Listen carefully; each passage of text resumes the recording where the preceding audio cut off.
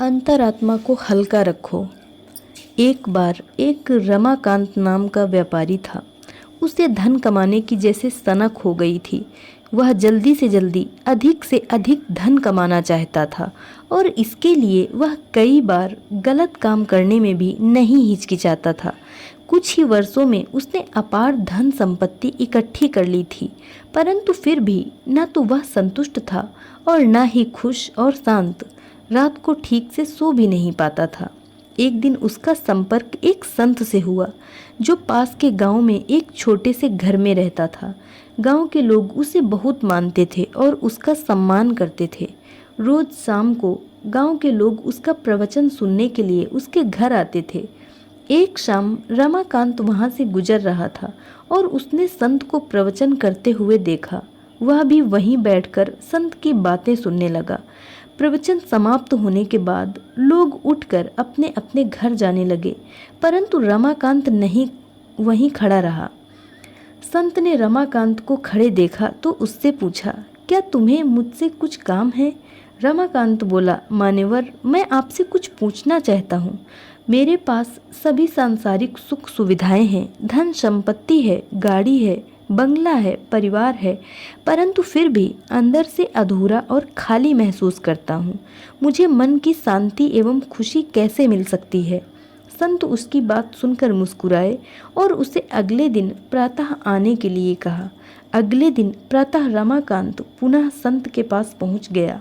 संत उसे अपने साथ एक पहाड़ी के पास ले गया। वहाँ 3 बड़े बड़े पत्थर पड़े थे।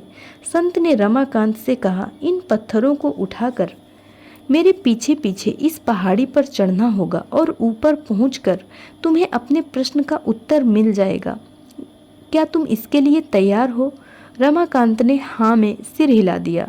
उसने पत्थर उठा लिए। अभी पहाड़ी पर 3-4 कदम ही चढ़ा था कि उसे लगा कि इतने भार के साथ पहाड़ी पर चढ़ना उसके लिए कठिन होगा।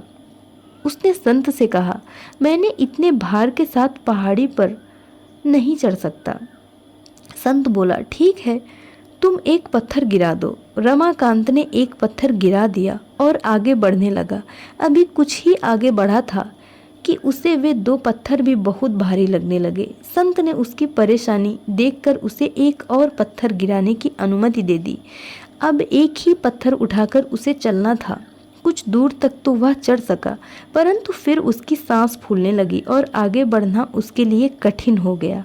वह संत से बोला, मान्यवर, इस एक पत्थर का भी भार उठाकर मेरे लिए आगे बढ़ना मुश्किल है। संत ने कहा, ठीक है, इसे भी गिरा दो। रमाकांत ने तुरंत पत्थर गिरा दिया। अब उसे काफ़ी हल्का महसूस हो रहा था और धीरे धीरे चलकर वह संत के पीछे पीछे पहाड़ी के ऊपर पहुंच गया। अब रमाकांत को कुछ कुछ समझ आने लगा था। वह हाथ जोड़े संत के सामने खड़ा था और संत उसे देखकर मुस्कुरा रहा था। वो बोला, जब हम सही रास्ते से भटक जाते हैं और गलत काम करते हैं तो हमारी अंतरात्मा भी बहुत भारी हो जाती है।